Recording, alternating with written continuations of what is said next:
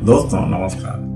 परंपरा है कि किसी मृतक को कफन देना बहुत पुण्य का कार्य है और इससे व्यक्ति के कष्ट दूर होते हैं। हिंदू धर्म में मृतक की सेवा अंत्येष्टि संस्कार कहलाती है। शव को वस्त्र पहनाना, मुखाग्नि देना, तिल जल अर्पण करना, ये सब पुण्य कर्म माने गए हैं। ग्रंथों में कहा गया है कि जो मृतक को सम्मान देता है वह पितृ ऋण से मुक्त होता है। पितरों की तृप्ति से कष्ट, रोग और बाधाएं दूर होती हैं। कई संस्थाएं जन सहयोग से लावारिश मृतकों का अंतिम संस्कार करवाती है। खासकर इस्लामी परंपरा में इसकी खास मान्यता है। मान्यता है कि सम्मान पूर्वक कफन देने से अंत समय सहज होता है। हदीसों में भी मृतक की सेवा को सदका माना गया, यानी पुण्य। यह पुण्य केवल मृतक के लिए नहीं बल्कि करने वाले के आत्मिक उत्थान का कारण माना जाता है। वस्तुतः मृत देह असहाय होती है। उसे ढकना, सम्मान देना, अंतिम यात्रा के योग्य बनाना, यह मनुष्य की करुणा और नैतिक जिम्मेदारी है। जब कोई व्यक्ति निस्वार्थ भाव से यह कार्य करता है तो उसके भीतर अहंकार ग्रंथि ढीली पड़ती है और मानसिक कष्ट स्वतः कम होते हैं। इससे मन में यह अनुभूति होती है कि मैं किसी के अंतिम क्षणों में काम आया। यह भावना आत्मसंतोष देती है जो चिंता, भय और अपराध बोध जैसे मानसिक कष्टों को कम करती है।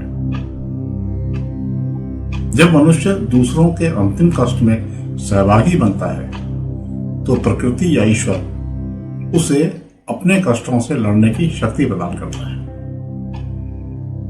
कफन केवल कपड़ा नहीं है, यह समानता का प्रतीक भी है, यानी अमीर गरीब सब एक।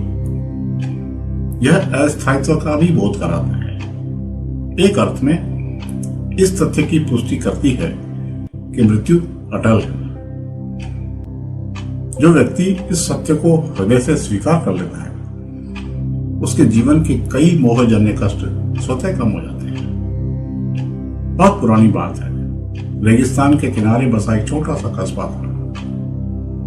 वहां एक गरीब बुनकर रहा करता था। नाम था रहमतु। उसके घर में न धन था न सुख। बीमारी, कर्ज और रोजी की चिंता, तीनों ने मिलकर उसका जीवन बोझ बना दिया। लोग कहते थे रहमतू के भाग्य में कष्ट ही कष्ट लिखा है। एक दिन कस्बे में एक अनजान मुसाफिर मर गया। न उसका कोई रिश्तेदार था न कोई पहचान वाला। शव मस्जिद के पास पड़ा था। लोग आते जाते रहे मगर सबने मुंह फेर लिया। रहमतू भी वहीं से गुजर रहा था। उसके पास सिर्फ एक पुरानी चादर थी, वही जिसे वह ठंड में ओढ़ता था। वह रुका और देर तक शव को देखता रहा। उसने बिना किसी से पूछे अपनी चादर उतारी और उस मुसाफिर को कफन की तरह ढक दिया।